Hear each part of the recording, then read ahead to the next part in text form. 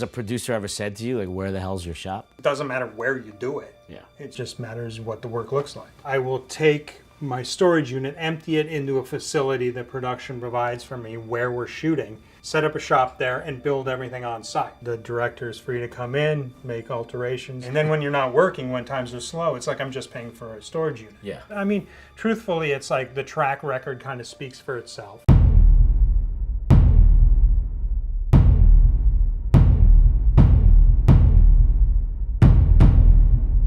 Did you get to do Leonard Nimoy's ears? I did. Wow. I did. Most of my designing is done three-dimensionally on the actor. I start with an idea, but I don't like to be too locked into a specific design. Same reason I'm not a big fan of sculpting in the computer is like I want to be able to discover those happy accidents along the way. It began as a full head clay sculpture that we then cut up into smaller pieces. Or is there something about seeing my face that made you think Lovecraft fish person? Well, I mean, I'm always thinking Lovecraft fish person. I've always been a fan of the sea. You know, I've always been a fan of things aquatic, and I think there's so much down there that we still haven't seen yet. You know, it just gets your imagination running wild. And that's always freaked me out. I mean, I've had nightmares since I was a kid of being on a raft in the middle of the ocean and something coming up from beneath me. And I've always been influenced by Lovecraft. I mean, he predominates sort of my design sense. So that's what I want to do to you. It's a 4-piece makeup total with the addition of hands and this sort of face mask that locks the eyes. Modified Lone Ranger mask. You'll be seeing out of the corner of these eyes on the appliance. And then the hands, you know, if that wasn't going to be limiting enough, don't have thumbs. So it's basically sort of a flipper. Oh, you could slap the shit out of someone with this thing. And ultimately, you're going to be sitting in this wheelchair that I have rigged up with an IV of squid juice. It's keeping you going while you're on land. I don't mind not having the hand thing, then I could just act like a total asshole rock star and make people get me things. Yeah, exactly.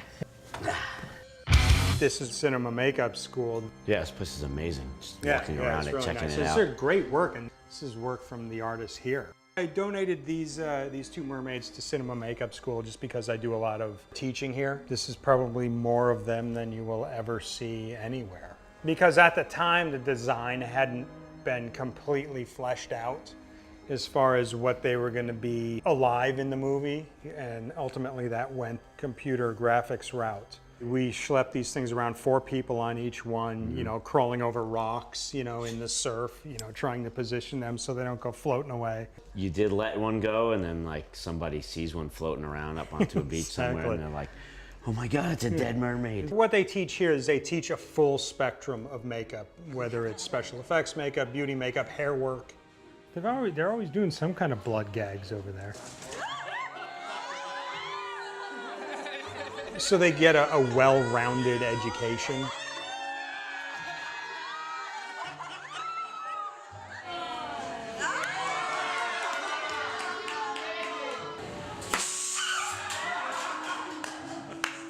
You know, every now and then I'll come in and teach a class of up-and-coming makeup artists. You know, I try to give back to them and to the students, you know. I was helped a lot along the way, you know, getting to where I am, so I like to repay the favor.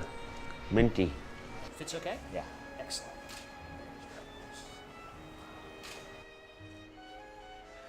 Right on. Nice. Very cool.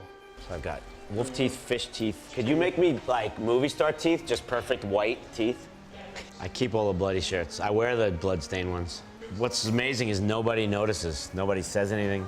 The life cast that we got was supplied to us by another artist. I like to take my own cast. This cast was fantastic though, so, you know, we really lucked out that it was done top-notch. Jerry Constantine. Jerry Constantine did us a solid. Feels like a heavy towel. I'm being assisted right now by Steve Buscano, who did all of my mold making, snaps, silicone running. Could not have happened without Steve. And to my right here is Carrie Ayers, who sculpted these hands you see up in the front here. When I'm creating a makeup, I'm not just creating a series of appliances, I'm creating a character. His name is the Fishman, and he's been the lord of the underworld of New York City docks for 300 years. Nobody's ever seen him. People just hear tell of the Fishman, but he's been controlling it since there was a fish market in New York City. I see this character more as like, the grandpa from Texas Chainsaw Massacre, you know? Now he's old and decrepit, but you still don't fuck with the Fishman. When you have silicone, you can design it, you can run it in a way that gives you your translucency already built in. Also, the movement is so much better. It moves like skin. The mouth is all you. You'll be able to speak, once you have the teeth in, it may not be as easy. Right. You'll be able to express, most likely from cheekbones down. So I'll be more expressive than any of the housewives of Beverly Hills. Exactly. I could eat a cheeseburger right now, right? Yeah. Gonna glue a little here and a little up here. Do you want to do more horror? I would love to do more horror.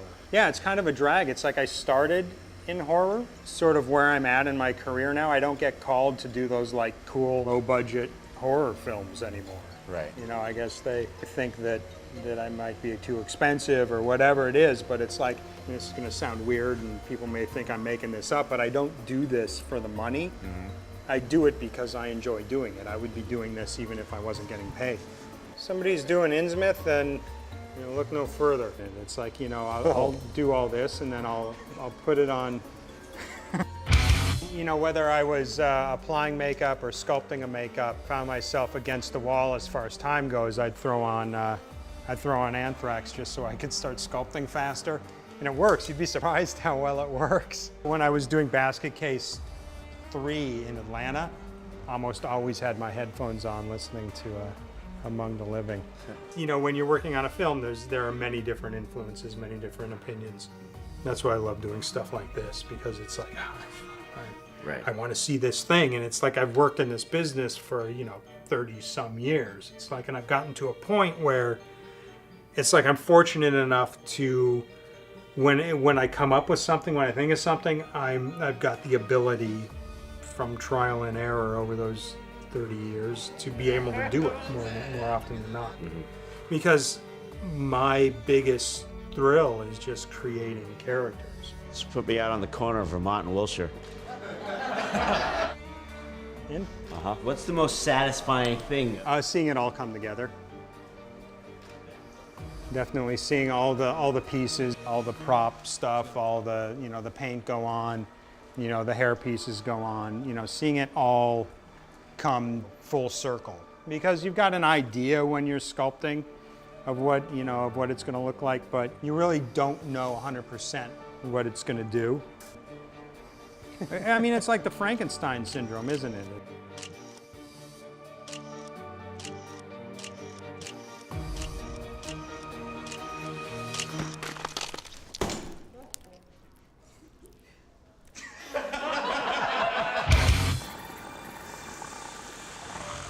That's my story.